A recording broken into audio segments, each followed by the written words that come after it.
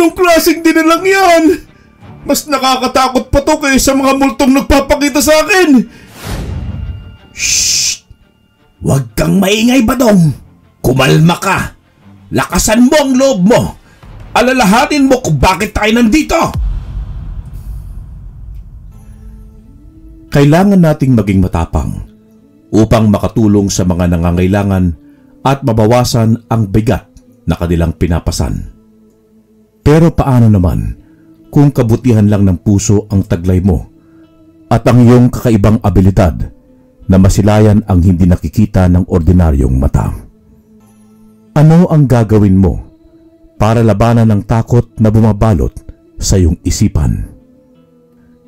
Mapagpalang araw po, Sir Froy at Karine.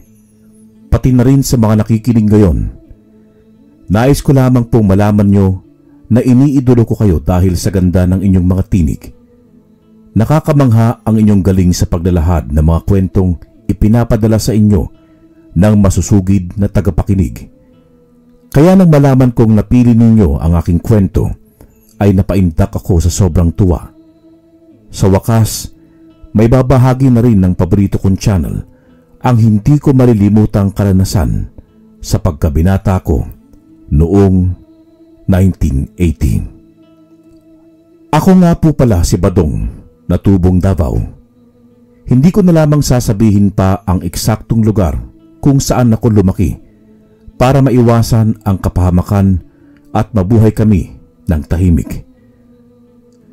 Sanggol pa lamang ako ay inabandona na ako ng sarili kong mga magulang. Ngunit hindi naman naging masalimuot ang aking buhay dahil kay Tatay Pidong. Hindi siya nagdalawang isip na isalba ako nang makita niyang basta-basta na lang akong itinapon sa tabi ng basurahan na malapit sa kanyang panaderya. Noong una ay labis daw ang galit niya sa mga walang puso kong magulang. Subalit kalaunan ay nagpapasalamat din sa tatay sa kanila dahil may dumating na isang munting anghilito sa kanyang buhay. Ako raw ay biyaya sa kanya ng ating Diyos na may kapal, kaya't pakakaingatan at mamahalin niya ako na parang sarili niyang dugo at laman. Sa edad na 40 ay wala pa ring nabibighani kay Tatay Pidong, kaya kaming dalawa lang talaga ang magkasama sa buhay. Matagal na rin kasing bumukod si tatay sa poder ng kanyang mga magulang at dalawang kapatid para ipagpatuloy ang kanyang pangarap na magkaroon ng sariling negosyong panaderya. At habang lumalaki rin ako, ay tinuruan niya ako kung paano ang pamamalakad ng kanyang patok sa masang negosyo. Laking tuwa ni tatay dahil madali lang daw akong natuto kung paano ang tamang pagmekos-mekos ng tinapay. Para raw may mahika ang aking mga kamay dahil nakakagawa ako ng mga malalambot at katakam-takam na tinapay. Yung tipong isang kagat pa lamang daw ay mapapatalon ka sa sobrang sarap. Sa totoo lang, may pagkasaway rin ako noong kabataan ko. Hindi kasi ako interesadong mag-aral kasi gusto ko nalang tulungan si Tatay Pidong sa aming panaderya. Bukod dito, nahihirapan din akong intindihin ang mga asignatura sa paaralan, kaya madalas lumilipad ang aking isip sa kawalan. Sa tingin ko, mahina ang ulo ko o mabagal talaga ako matuto, kaya naman lagi rin akong napapahiya sa klase. Kaya rin pabalik-balik ako sa high school noon. Ngunit na nga ako kay tatay na magtatapos ako sa pag-aaral. Yun din kasi ang paulit-ulit niyang hiling sa akin. Iba pa rin daw kasi kapag may hawak na diploma dahil mas magiging madali raw ang paghahanap ko ng trabaho. Wala rin naman daw kasing kasiguraduhan itong panaderya namin dahil may posibilidad daw itong malugi. Naintindihan ko naman ang kanyang sentimiento na iniisip niya lang naman ang kinabukasan ko kung kaya't sinunod ko na rin ang kanyang kagustuhan. Anak, eto, ibinili kita ng sapatos at bag. Ilang buwan na lang magpapasokan na kaya kailangan na nating maghanda. Naku, maayos po naman sana yung dati kong gamit, tay. Pero Maraming salamat po. Pangako, gagawin ko ang lahat para matuto ako kahit papaano makapagtapos na rin ako. Naniniwala akong kayang-kaya mo, anak. Alam mo, kapag may pananalig tayo sa Diyos at may sapat na dedikasyon, ang mga mahihirap sa sitwasyon ay malalampasan natin at mas magiging determinado tayo sa pag-abot ng ating mga pangarap. Tandaan mo yan, anak. Opo, Tay. Mas pag-iigihan ko na ngayon para mapasaya kita. At syempre, para rin sa kinabukasan ko. Gusto ko kasi maging masagana, komportable, at masaya ang magiging buhay natin sa hinaharap. Lalo na tumatanda ka na, Tay. Kita mo, napapanot ka na po. Aba, salbahing bata ito ah. Ganoon ang relasyon namin bilang mag-ama. Pinapakita namin ang pagmamahal sa isa't isa sa pamamagitan ng pagsuporta at paglambing na may kasamang pangaasar at kung ano-ano pang mga biro. Kaya naman kahit kaming dalawa lang ay kumpleto at masaya na sa aming tahanan. Araw ng Lunes, nang bumisita si Lolo Tasio sa aming tindahan para bumili ng madami-daming tinapay. Siya pala ay kapatid ng yumaong ama ni Tatay Pidong at nagsilbing pangalawang magulang upang magabayan sa pagtanda si tatay. Sa totoo lang, napakabait ni Lolo sa amin, kaya lang meron siyang kakaibang kakayahan na hindi natin makikita sa isang pangkaraniwang tao. Kaya medyo natakot ako sa kanya sa tuwing bibisita siya sa amin.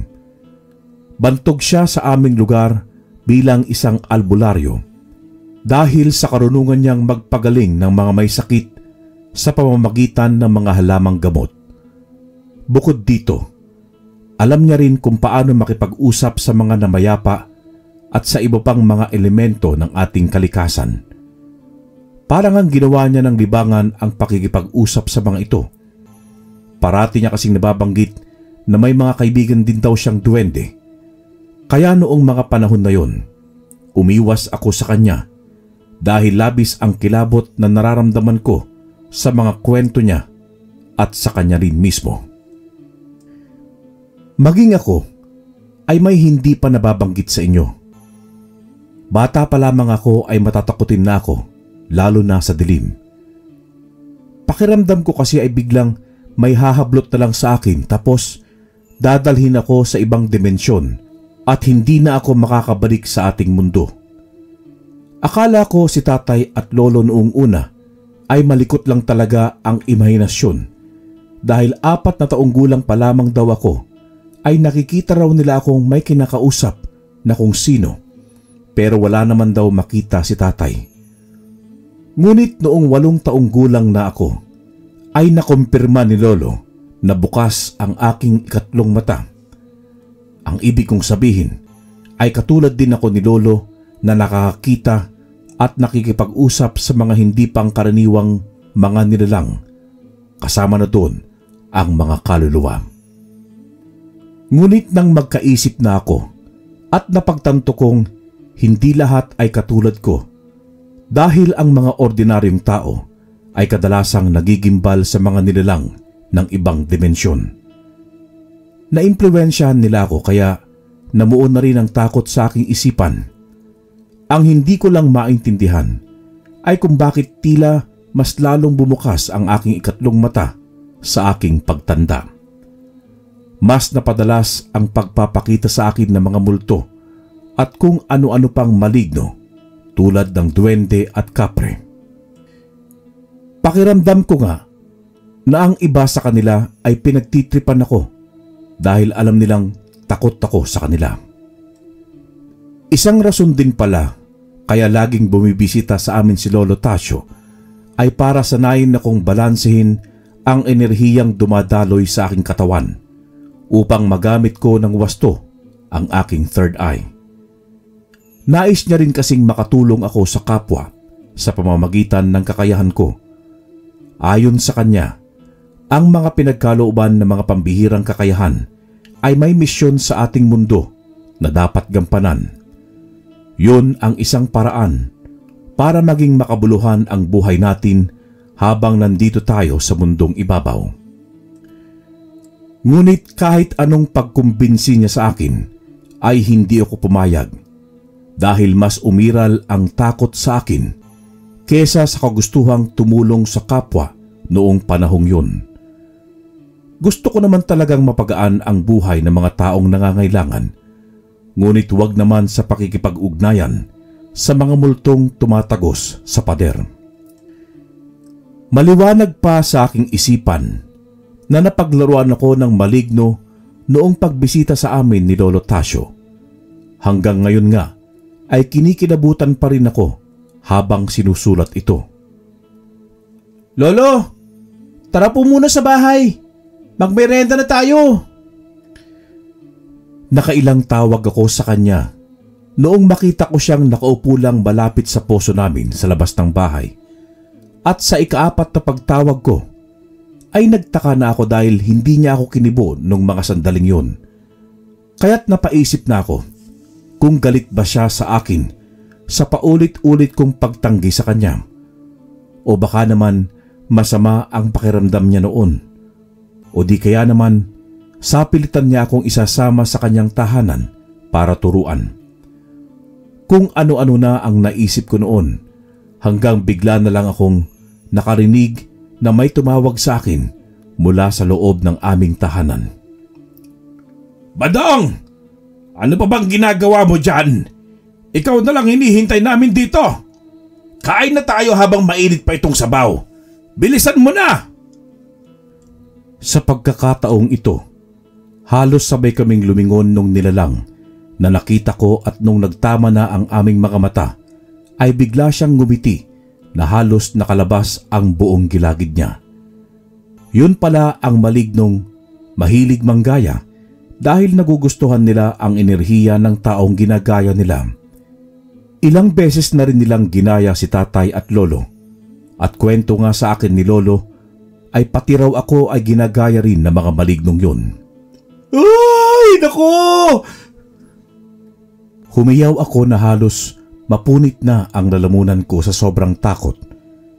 Nung ngumiti kasi siya sa akin, alam ko nang hindi talaga siya si Lolo Tasio. Yung mga malignong yung kasi, hindi nila kami magaya o makopya yung buong itsura namin. Bungi-bungi kasi si Lolo Tasio pero may 3 ngipin pa naman siyang natitira. Sino ba namang hindi magugulantang kung pagngiti niya sa'yo ay puro gilagid lang ang makikita mo? Kung hindi bungal ang nakikita ko, kalbo naman, duling o pandak na bersyon namin ang ipinapakita nila sa amin. Sabi pa sa akin nila lolo, may gumaya rin sa akin dati. Kopyang-kopya raw ang itsura ng mukha ko, pati ng boses ko. Yun nga lang, hanggang tuhod niya lang daw yung tangkad nung nilalang na yon. Mabuti na lamang at hindi naman mapanakit ang mga nagpapakita sa akin. Talagang mapaglaro lang talaga sila at ang iba naman ay nahagip lamang ng aking mata kahit sa tingin ko ay hindi naman talaga nila sinasadyang magpakita. Isang araw ay pinapunta kami ni Mang Hiner na aming kapitbahay sa burol ng kanyang yumaong asawa. Nakikiramay kami, paring Hiner. Salamat naman, paring Pedong. Napakasakit ng nangyaring ito sa akin. Alam mo naman kung gaano ko kamahal ang kumari mo. Sana nga, mamatay na rin ako para makasama ko na siya. Hindi ko alam kung kakayanin ko pang mabuhay nang wala na siya sa piling ko. Nako, pare, huwag kang magsasalita ng ganyan. May rason kung bakit nandito ka pa rin sa mundong ito. Nabubuhay ka para gabayan ang bunga ng inyong pagmamahal ni Mare, ang mga anak nyo. Kaya magpakatatag ka lang. Alam kong lagi lang nakabantay sa inyong mag-aama si Mare. Oo nga po, Mang Hiner.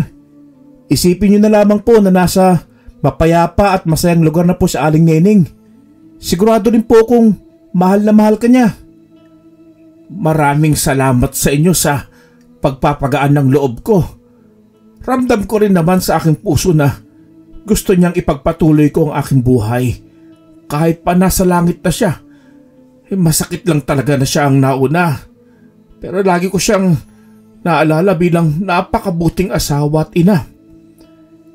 Nandito lang din po kami, Mang Hiner. Kung gusto niyo na makakausap, katok lang po kayo sa pinto namin. Handa po kaming makinig at damayan ka. Salamat ulit, Badong, ha. Umupo muna kayo at dadalan ko kayo ng biskwit at kape. Pag-alis ni Mang Hiner ay sinabi ko kay tatay na nakita ko si Aling Nenang na nakasunod at nakabantay lang kay Mang Hiner. Todo iwas ako ng tingin sa kanya kahit wala naman siyang ginawang pananakot sa akin. Bukod sa pagiging maputla, ay normal naman kahit papaano ang itsura niya. Kung ano ang itsura ng mukha at katawan niya noong nabubuhay pa siya, ay ganoon din naman ang nakita ko. Nakangiti nga siya sa akin na para bang sinasabi niya na masaya siya dahil nagampanan niya na ang tungkulin niya sa mundo at handa na siyang tumawid sa kabilang buhay at magtungo sa langit. Pagkatapos ng 3 gabing burol ni Aling Nena, ay nakahanda na ang lahat para sa kanyang libing.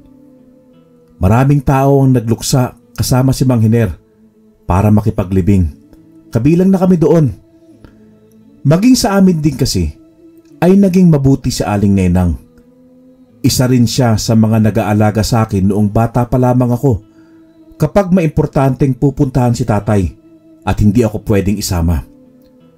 Hanggang sa paglaki ko ay naging malapit na rin sa amin ang pamilya ni Mang Hiner. Naging magaan din ang loob ko kay Aling Nenang. Habang naglalakad kami patungo sa sementeryo, ay biglang nasulyapan ko na naman si Aling Nenang. At sa pagkakataong ito, ay lumapit siya mismo sa akin para bulungan ako. Nataranta ako at nasampal ko ang sarili kong tenga, kaya hindi ko naintindihan ang binulong niya. Badong, ano bang nangyayari? Ayos ka lang ba? Tay, andito po sa Aling Nenang. Nagpakita na naman siya sa akin. May binulong siya pero hindi ko naintindihan eh. Pakinggan mo lang siya, anak. Baka importante ang sasabihin niya sa'yo. Sinunod ko si tatay kahit nakatayo na lahat ng balahibo ko sa katawan. Ikinagulat ko ang binanggit ni Aling Nenang sa akin. Kinuha at kinain daw ng isang aswang na tinatawag na balbal ang kanyang bangkay. Paulit-ulit siyang humingi ng tulong sa akin habang nanlalamig na ang aking katawan sa sobrang kaba at takot. Ni hindi ko alam kung ano ang dapat kong gawin noong mga panahon na yon. Grabe naman kasi, tatawid na sana si Aling Nenang at magiging mapayapa na siya. Naudlot pa, kaya napasigaw na lang ako. Sandali! Itigil ang libing! Lahat ng mapanghusgang mata ay nakatingin sa akin na para bang takang-taka sila sa nangyari. Maraming boses ang umalingaw-ngaw sa aking tenga na nagtanong kung ano ba ang problema at ititigil ang libing. Wala si Aling Nenang sa kabaong niya. May nagnakaw ng bangkay niya. Badong, ano bang sinasabi mo? Sino namang makakaisip niyan? Utang na loob, maniwala po kayo sa akin. Wala na dyan si Aling Nenang. Sinabi niya sa akin. Sinabi niya? Sinong nagsabi, Badong? Si Aling Nenang po. Paniwalaan niyo po ako, pakiusap. Alam mo, Badong, magpahinga ka na. Ilang gabi ka na napupuyat at kung ano-ano na ang pinagsasabi mo. Si tatay at lolo lamang ang talagang nakakaalam na aktibo ang third eye ko. Sa tingin ko ay nabigo naman ako sa pagbunyag ko dito dahil wala namang naniwala sa akin. Alam kong hindi matatahimik ang kaluluwa ni Aling Nenang kapag walang nakaalam sa totoong nangyari sa bangkay niya. Kaya dumiretso ako sa mga tagahawak ng kabaong niya at nakiusap akong buksan ito. Ngunit patuloy lang sila sa pagdalakad, kaya't nagdesisyon na akong makipag-agawan sa mga ito para lang mailantad ang katotohanan.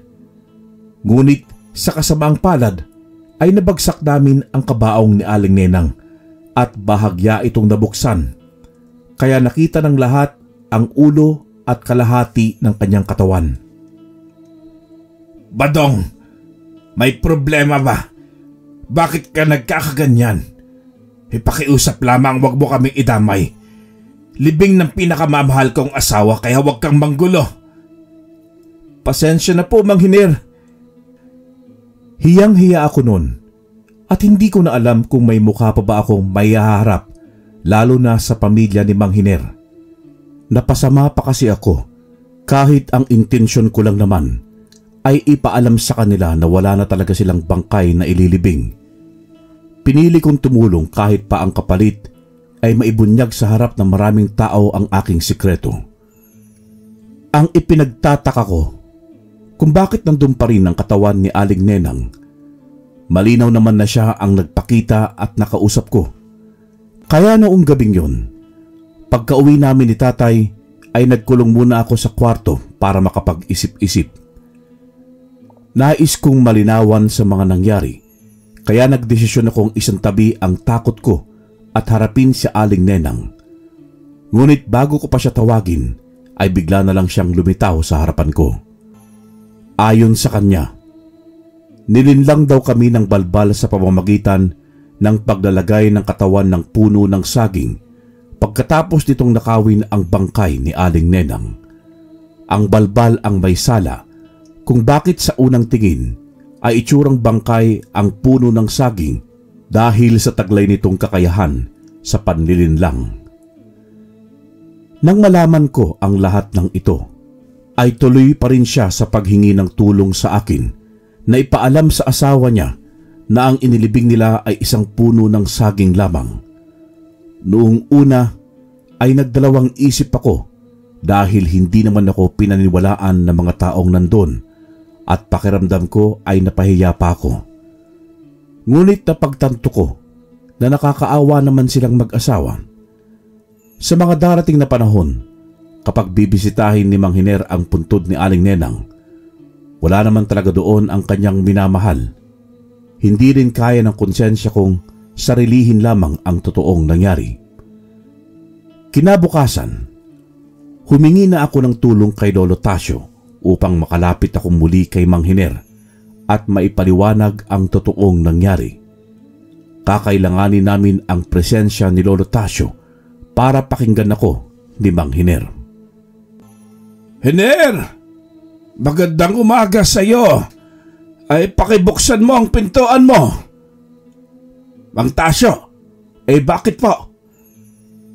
Naputol ang sasabihin ni Mang Hiner nang makita niya akong kasama ni Lolo. Hiner, sandali lang. Makinig ka sa akin. Kailangan nating mag-usap. Pakiusap, papasukin mo kami. Kung manggugulo ka lang, Badong, umalis ka na. Masyado pang sariwa ang sakit na nararamdaman ko. Huwag mo na akong pahirapan pa. Hindi po, Mang Hiner. Nandito lang po ako para magpaliwanag. Hindi po ako manggugulo. Pangako po. Sa wakas, pinapasok na rin kami ni Mang Hiner pagkatapos ng ilang pakiusap sa kanya. Sinimulan ko ang lahat sa paghingi ng tawad sa kanya. Hindi ko po sinasadyang manggulo. Magulo ang libing ni Aling Nenang, Mang Hiner. Kilala niyo naman po ako simula bata pa lamang ako. Alam niyo pong malapit ang puso ko sa inyong dalawa.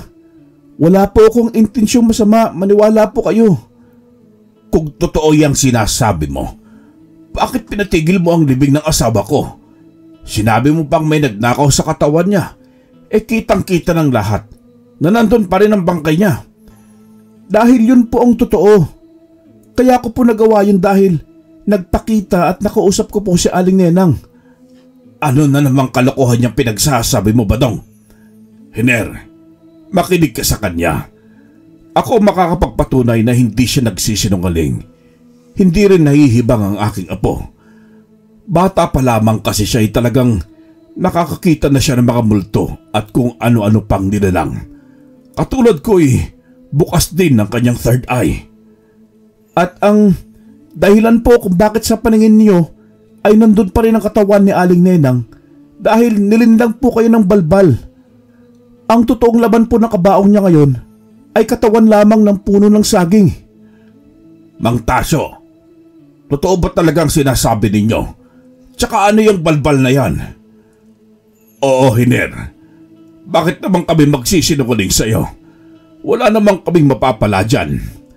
Yang balbal na yan ay isang aswang na kumakain ng bangkay ng mga tao upang makalikom ng lakas. Napakasarap sa panlasa nila ang patay na katawan ng tao, kaya hindi sila nag-aalinlangan magnakaw sa tuwing may burol. Malamang, habang nagpapahinga o tulog ang lahat, ay nasa lisihan kayo doon. Sinisi ni Mang Hiner ang kanyang sarili, ngunit ipinaabot namin ang mensahe ni Aling Neneng sa kanya na wag niyang isipin na siya ang may sala sa mga nangyari. At higit sa lahat, ay mahal na mahal siya ng kanyang asawa. Sa pagkakataong ito'y isa lang ang hiling sa amin ni Mang Hiner, ang maparusahan ang balbal na yon dahil hindi na may babalik pa ang katawan ng minamahal niyang asawa. Ang ibig niyang sabihin ay hanapin at patayin namin ang balbal na yon para hindi na rin daw maulit pa sa iba ang ginawa ng halimaw. Ano po? Naku, ibang usapan na po yan, Mang Hiner. Alam niyo naman pong matatakutin ako eh. Hindi ko po kaya yan. Mahinang nilalang lang po ako. Apo, sa tingin ko ito na ang pinakatamang panahon para tanggalin na ang takot dyan sa iyong isipan. Kailangan mo nang maging matapang para hindi mo na malimitahan ng sarili mo at para makatulong tayo sa mga nangangailangan. Paano ko naman po yung gagawin, Lo? Halos maihina nga ako sa salawal ko sa takot sa mga multo at maligno. Patpatin pa ako. Naku, ilang payatot ako eh. May alam akong paraan para lumakas ang pangangatawan mo. Kunin mo ang mutya ng salsagan sa Biyernes Santo, bandang 3:00 ng hapon. Nalaman pala ni Lolo ang tungkol sa mutya ng salsagan sa mga kakilala nitong gumagamit ng mga agimat. Kailangan ko raw itong makuha upang mabigyan ako ng lakas ng loob para lumaban. Kapag napasa akin na raw ito, ay hindi ako tatablan ng kahit anong matutulis na bagay, nang sa ganun ay pagkatiwalaan ko na ang aking sarili. Magagamit ko raw ito kung sakaling mapalaban ako sa balbal dahil hindi ako maapektuhan ng tulis na mga ngipin at kuko nito. Napilitan na lamang akong pumayag dahil alam kong hindi rin titigil si Lolo sa pagkumbinsi sa akin. Saka siguro ay tama nga siya. Yun na rin ang tamang pagkakataon upang harapin ko na ang kinatatakutan ko at matutunan ko ng maging matapang. Kaya pagdating ng araw ng Biyernes Santo ay inakyat ko ang puno ng salsagan. Ilang beses pa ako nalaglag at sumemplang. Ngunit talagang prosigido si Lolo na makuha ko ang mutya. Kaya kada laglag ko ay isang malakas na palo na naman ng walis tingting ang kapalit. Kaya wala akong ibang nagawa kundi magtiyaga at sumunod sa kanya hanggang sa naging matagumpay naman ako sa pagkuha ng mutya. Pagkatapos kong makuha ang mutya, ay sinanay naman ako ni Lolo na mag-orasyon at magdasal. Kailangan ko raw matutunan na pakiramdaman at gamayin ang aking sariling enerhiya. At kapag nagawa ko raw ito, ay malalaman ko rin kung paano magpasok ng positibo at purong enerhiya ng kalawakan sa aking crown chakra papunta sa aking katawan. Tayong mga tao kasi ay may 7 chakras o daluyan ng enerhiya sa ating katawan na tinatawag na root, sacral, solar plexus, heart, throat, third eye at crown chakras. Kapag daw aktibo ang mga ito, ay maaabot ko ang aking totoong potensyal at magiging balanse ang aking utak, pangangatawan at espiritu. Sa madaling salita, ay matutulungan ko si Mang Hiner at lalong-lalo na ang aking sarili dahil mabibigyan ko ng lakas ang aking katawan at isipan. Nag-abang kami ng sumunod na burol sa aming lugar dahil posibleng mapadpad na naman doon ang balbal upang mambiktima. At habang kami ay naghihintay, ilang gabi rin ang lumipas na nagkaroon ako ng paulit-ulit na panaginip. Hindi ko nga maintindihan kung bakit sa panaginip ko raw ay isa akong magiting na mandirigma. Nakabaligtaran naman kung ano ako ngayon. Isang binatang lampa at tatanga-tanga, isang mahinang nilalang. Nakwento ko nga ang tungkol doon kay tatay. Ikaw, Badong ha? Masyado mo na atang minamaliit ang sarili mo. Huwag ka nga magsalita ng ganyan, anak. Totoo naman po, tay. Ewan ko ba't lagi kasi akong pumapalpak eh. Ayoko nang marinig yan mula sa'yo ha. Alam mo namang kahit lagi tayong nag-aasaran mahal na mahal kita. At nasasaktan ako kapag paulit-ulit mong kinukutya ang sarili mo. Sa tingin ko ay may pagkukulang ka. Anong pagkukulang, tay? Ano pong ibig mong sabihin? May pagkukulang ka sa sarili mo. Hindi mo ganoon kamahal ang sarili mo. At tungkol naman dyan sa mga panaginip mo. Hindi ako sigurado pero mukhang ikaw yun sa nakaraan mong buhay. Sa past life mo. Bago ka muling ipanganak sa mundong ito.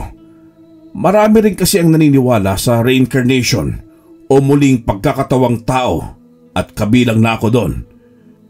Ganoon po ba, tay?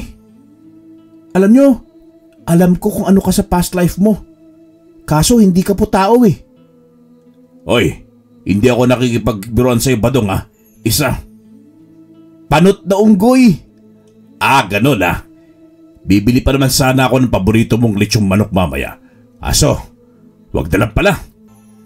Ito naman si tatay hindi na mabiro. Gusto mo ba ng masahe? Dinaan na lang namin ni tatay sa tawanan ang lahat ng kalituhang nangyari sa amin. Hindi ko rin sigurado kung may kinalaman ang panaginip kong yon sa nakaraan kong buhay. Maaari rin kasi nagawa lamang yon ng aking imahinasyon at kagustuhan ng aking puso na maging matapang, kaya ko yon napanaginipan.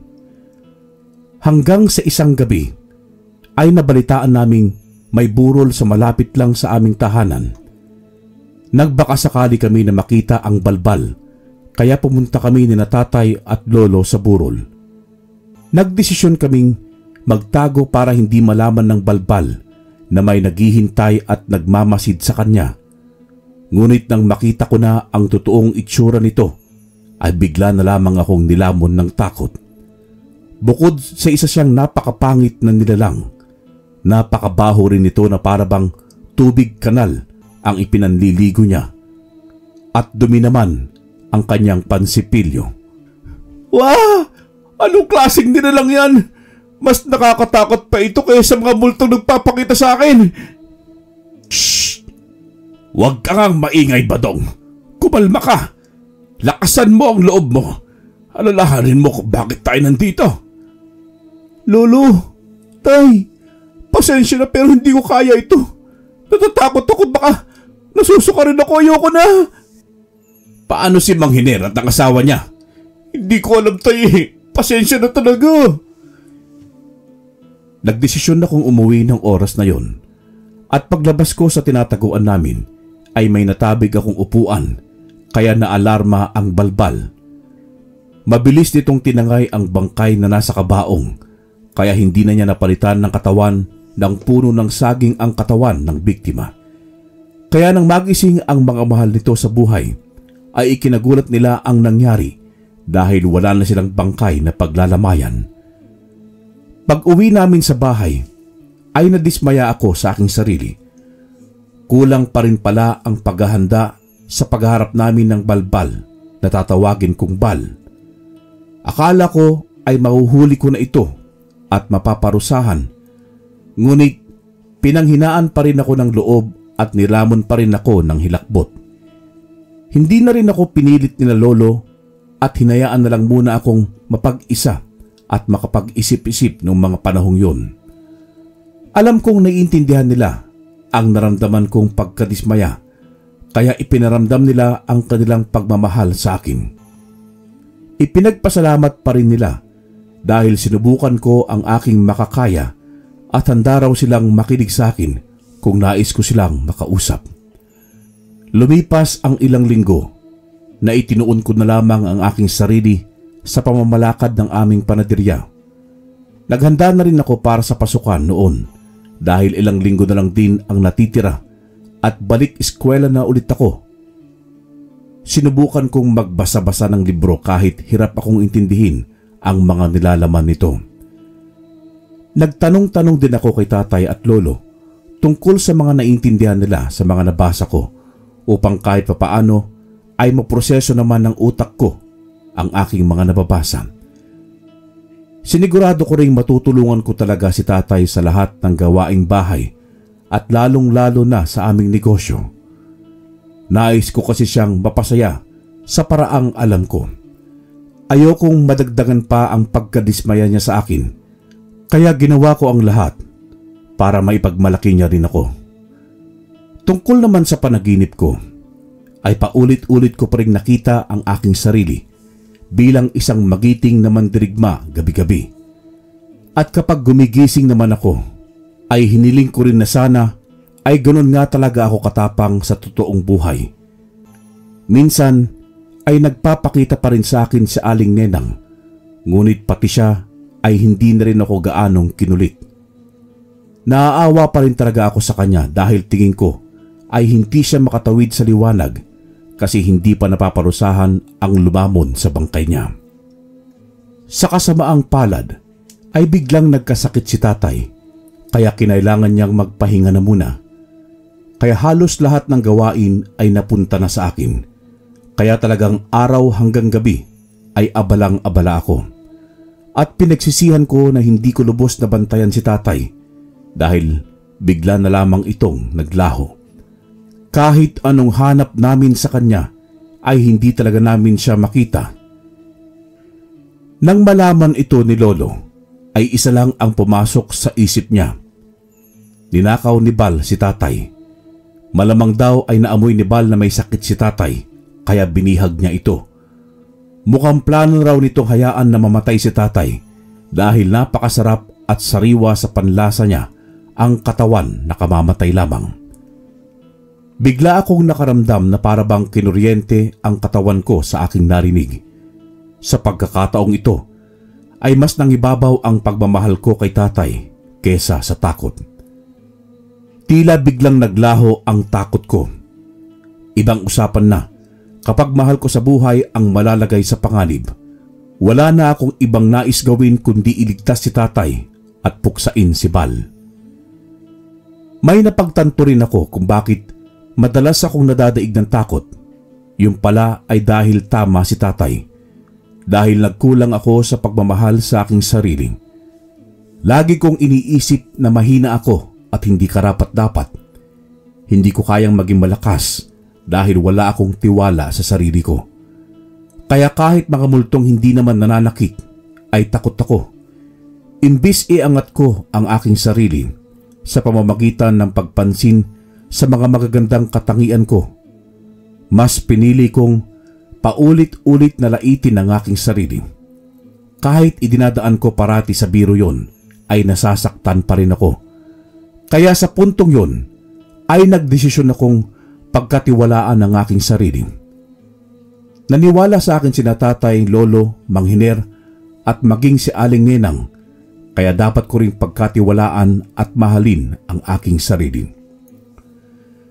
Hindi na ako nag-aksaya pa ng panahon at nagpresenta na ako kay lolo na iligtas si tatay.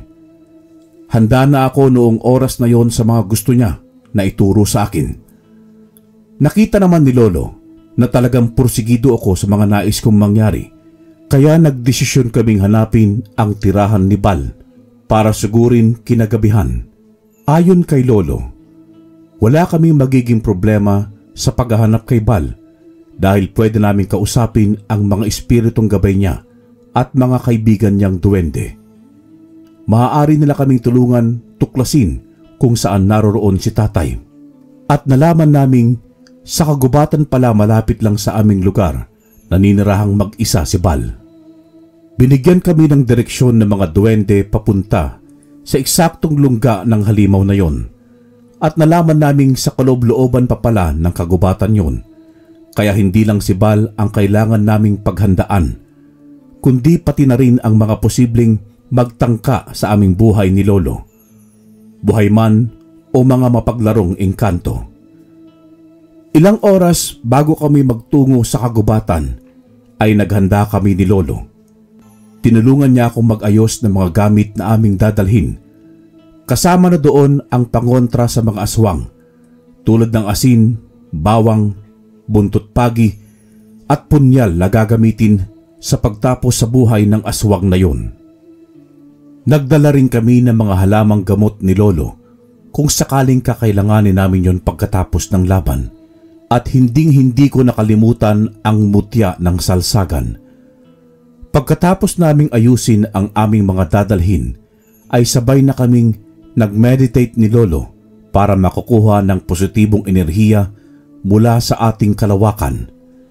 Sabay namin itong ipinasok sa aming crown chakra, pababa sa aming katawan. Sinigurado namin na parehong nasa wastong kondisyon ang aming isipan at pangangatawan. At bago kami umalis ng aming tahanan, ay nagdasal kami ng taimtim at hiniling namin sa Diyos na mapagtagumpayan namin ang laban na ito. At higit sa lahat ay mailigtas namin ang pinakamamahal kong tatay.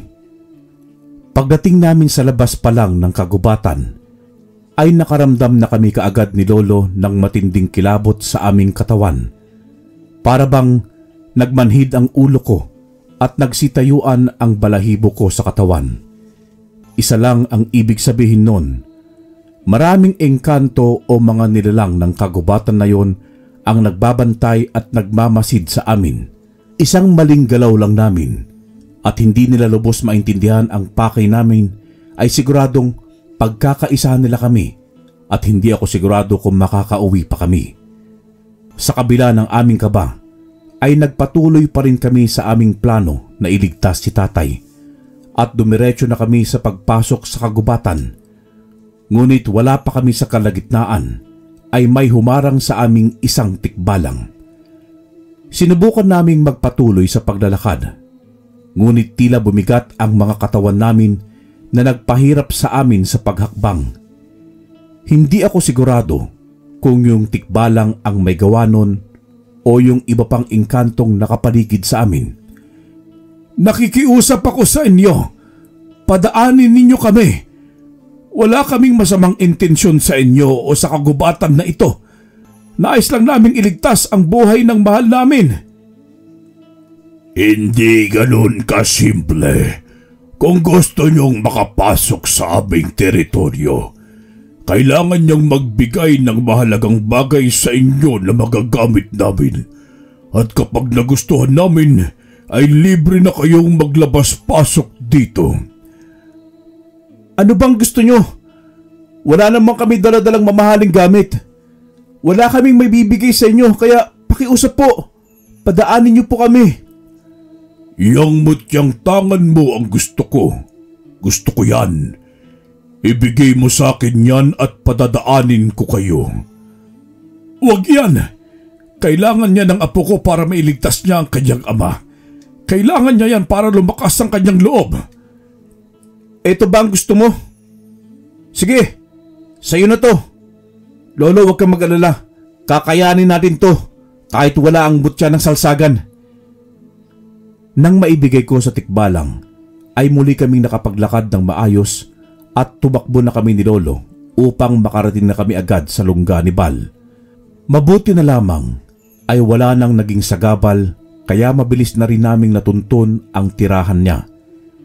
Nang magbago bigla ang simoy ng hangin dahil sa nakakasulasok na amoy, ay alam kong nasa malapit lang siya. At paglingon ko nga ay bigla na lamang siyang nakapwesto sa likod namin ni Lolo. Itinulak niya kami ng napakalakas kaya tumilapon kami at bumagsak.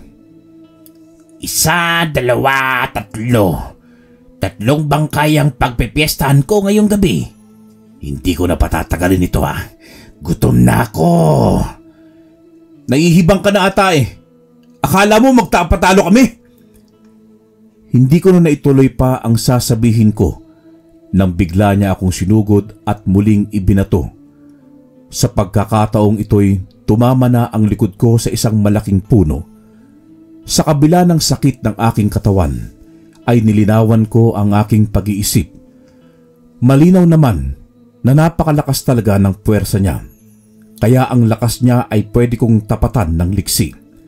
Kailangan kong makahanap ng pagkakataon upang maisahan ko siya sa pamamagitan ng bilis ng aking kilos. Nang makita ni Lolo ang nangyari sa akin, ay bigla naman niyang sinugod si Bal. Ngunit hindi pa nga nakakasuntok si Lolo ay nasakal na siya ni Bal. Pagkatapos ay sinipa naman ng puwersado ni Bal ang Lolo. Sa totoo lang, napakasakit para sa akin ang nangyari. Ngunit hindi ako dapat panghinaan ng loob. Mas pinili ko na lang na gawing motibasyon ang lahat ng yon para matapos na ang kasamaan ni Bal. Buo ang loob ko na talunin siya. Kahit pa wala akong tangang mutya na magbibigay sa akin ng kapangyarihan, ang tibay ng loob ko sa pagkakataong yon ay itinuring ko na rin aking kapangyarihan. Bigla kong naalala na may dala-dala pala kaming mga pangontra sa aswang, kaya binunot ko agad ang buntot pagi at sumugod ako kay Bal ng walang pag-aalinlangan. Pinaghahampas ko siya nito, ngunit mabilis din siyang nakaiwas. May mga pagkakataon na natamaan siya nito at sa tingin ko'y talagang nasaktan din siya.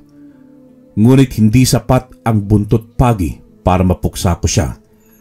Kailangan ay makalapit talaga ako sa kanya o maibato ang aking punyal para bumaon ito sa kanyang puso.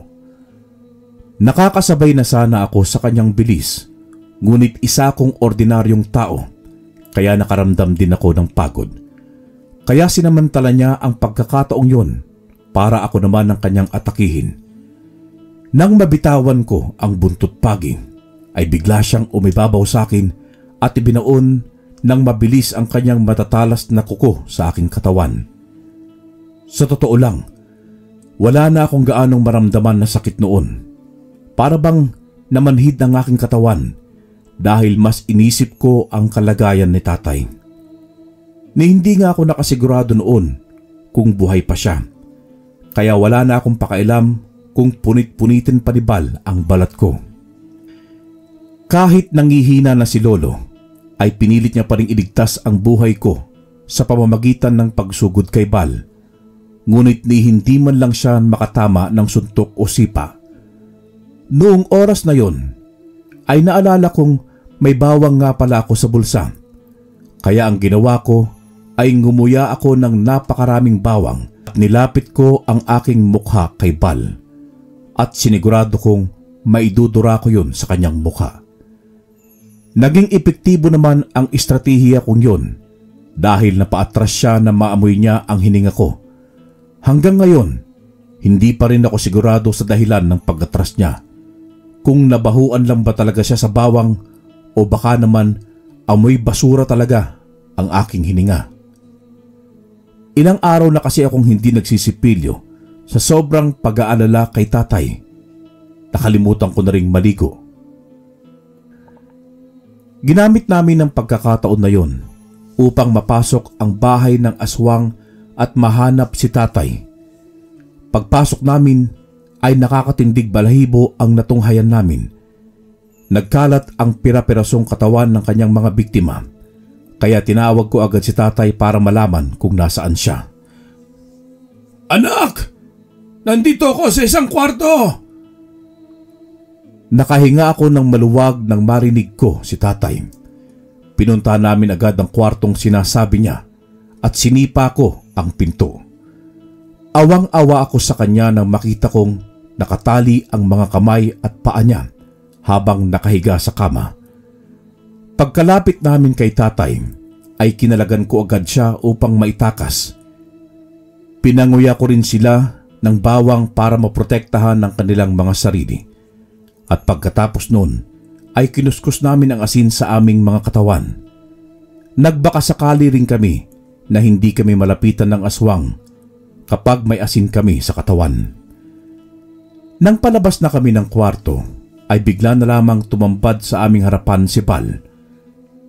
Akala nyo ba talaga ay maiisaan nyo ko? Hindi na kayo makakalabas ng buhay dito, mga hangal! Sigurado ka ba dyan, halimaw? Bigla kong isinaboy sa kanyang mukha ang dinurog-durog kong bawang na inihalo sa asin. Muli ay napaatras siya at sa oras na yon ay alam kong mas masakit ang naidulot sa kanya. Kitang-kita ko ang pag-usok ng katawan niya na siyang nagpaangil sa kanya.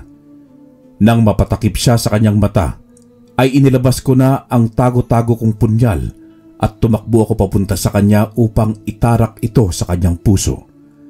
At nang magawa ko yun, ay bigla siyang napatihaya at nangisay na parang bulating na asinan.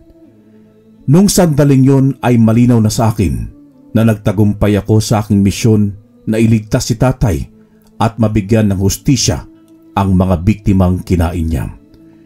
Ngunit nang mapansin kong patuloy pa rin siya sa pangingisay, ay napikon na ako. Ayaw mong tumigil ha? Etong sayo! Muli kong itinarak ang aking punyal sa kanyang dibdib na siyang nagpatigil na sa paggalaw nito. Mabuti na lamang ay kasama namin si Lolo at daladala niya ang kanyang mga halamang gamot, kaya kahit papaano gumaan ang pakiramdam namin. Naalala ko rin na pwede nga pala kaming kumuha ng positibong enerhiya sa kalawakan na siyang magbibigay sa amin ng sapat na lakas para makauwi kami. Kaya sabay-sabay kaming naupo ng nakalotos position at nag-meditate at nagdasal na rin. Pagkalipas lamang ng ilang sandali ay tila lumakas-lakas na rin ang aming katawan at napawi rin ang aming pagod.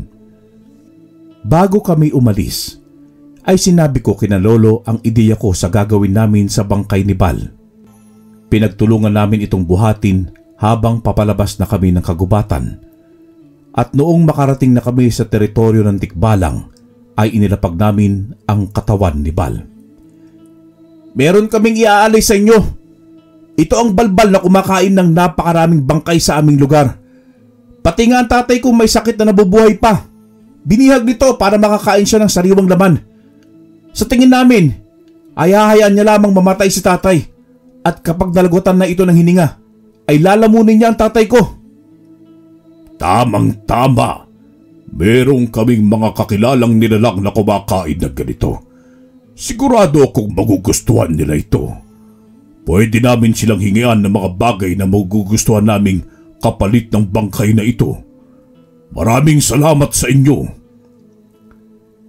Ayon kay Lolo, ay tama lang ang naging desisyon namin dahil para maibalik kay Bal ang mga ginawa niya sa biktima niya. Mabuti na rin daw yun para mapakinabangan ng iba ang bangkay niya. Nang makauwi kami sa tahanan, ay doon na rin nagpalipas ng gabi si Lolo Tasio. Maraming salamat, Badong, sa pagligtas mo sa akin, anak. Akala ko talaga yun na ang katapusan ko. At gusto ko lang din ipaalam sa iyo na ipinagmamalaki ko ang pagbabago mo. Noon ay nilalamon ka ng takot, pero tingnan mo sarili mo ngayon. Napakatibay mo na. Tay, dahil natutunan ko na pong pagkatiwalaan ang aking sarili at maging bukas sa pagbabago para mapagbuti at maiangat ko ang aking sarili. Handa na ako ngayon, Tay, na mas matuto pa at hubugin ang aking pagkatao. At kung ako man ay mahihirapan sa isang bagay tulad ng aking pag-aaral, hindi ko ito susukuan, lalo na kung makakatulong ito sa akin. Mabuti naman at natutunan mo ng mahalin ang sarili mo, anak. Alam mo, sa totoo lang, sa lahat ng nangyari ay dapat may pagmalaki mo ang iyong sarili. Masaya kami ng lolo mo dahil ganyan ka na ngayon. Ako rin, Tay. Sobrang saya ko kasi mabuti na lang naabutan ka pa namin. Tamang-tama lang ang pagdating namin kanina. Pero bakit kaya hindi ka pa kinain ng aswang, no? Malamang kasi buhay pa ako. Oh, baka kasi hindi ko makain ng panot yung balbal? Akala ko ba'y nagbago ka na, anak? Lalo ka pa naging mapang-asar . Sa kabila ng lahat ng nangyari, ay napuno ng tawanan ng gabing yun. Pinuntahan namin si Mang Hiner at niyaya siya nila Lolo ng inuman. Tuwang-tuwa naman si Mang Hiner na natapos na ang kasamaan ng balbal. Sa wakas din ay natahimik na rin si Aling Nenang. Yun na ang huling gabi na nakita ko siya. Nagmasid lamang siya sa amin habang nakangiti siya sa akin. Sa interpretasyon ko ay nagpapasalamat siya sa akin dahil matatahimik na siya at mapupunta na sa mapayapang lugar. Alam niya rin kasing mabuti kaming mga kaibigan na kanyang minamahal at hindi namin siya pababayaan. Mabuti na lamang din ay naagapan namin ang sakit ni tatay sa tulong ni lolo kaya hindi na ito lumala pa. Tinupad ko rin ang aking pangako na seryosohin at pagtiyagaan na ang aking pag-aaral. Ngunit ilang taong lamang nang matapos ko ang koleyo ay namayapa na si tatay dahil sa bangungot. Ikinalungkot namin ni lolo ang kanyang pagpanaw. Ngunit nang magpakita sa akin si tatay ay halatang masaya na siya at handa na ring tumawid papunta sa kalangitan. Kaya kahit papaano ay natanggap ko na oras na niya talaga. Paminsan-minsan ay nalulungkot pa rin ako dahil naalala ko siya. Pero alam kong nasa mabuti na siyang kalagayan sa piling ng ating Diyos. Napagdesisyonan kong ipagpatuloy ang kanyang negosyong panaderya. Nang makapag-ipon ako at makapagtrabaho ay pinalago ko pa ito lalo. Kumuha rin ako ng mga makakatulong dito. Isa pa rin ako sa mga gumagawa ng mga tinapay doon. Ngunit naging abala na rin ako sa trabaho ko bilang isang doktor. Ninais kong makatulong sa kapwa sa pamamagitan ng panggagamot. Kaya talagang nagpursigi ako hanggang sa naabot ko ang aking pangarap. Nahilig din pala ako sa pagkolekta ng mga mutya. Kaya kapag may pagkakataon ay talagang naghahanap at kumukuha ako. Sa tulong ng mga kaibigan kong duwende at tikbalang doon sa kagubatan ay nalalaman ko rin kung saan pa makakakuha ng mga agimat. At talagang pinagpala rin ako dahil nakapangasawa ako ng isang nurse na tanggap ang buong pagkatao ko. Biniyayaan kami ng 4 na anak na mas lalong nagpatibay sa aming pagmamahalan. Ang isa sa mga anak namin ay aktibo rin ang 3 mata, kaya talagang ginagabayan ko rin siya para hindi mamuo ang takot sa kanyang isipan. At ang 3 naman ay naging interesado rin sa paggamit ng mga mutya. Kaya may mga pagkakataon na sinasama ko sila kapag magkokolekta ako ng mutya. Ipinagpapasalamat ko sa Diyos na naging masagana at masaya ang buhay naming mag-asawa hanggang sa kasalukuyan. At alam kong masaya na rin sina tatay at lolo sa langit habang nakamasid sila sa amin. Dito ko na po tatapusin ang pagbabahagi ng aking kwento. Maraming salamat sa mga sumusubaybay at sinamahan akong sariwain ang aking karanasan. Ingat po tayong lahat. God bless. Wakas.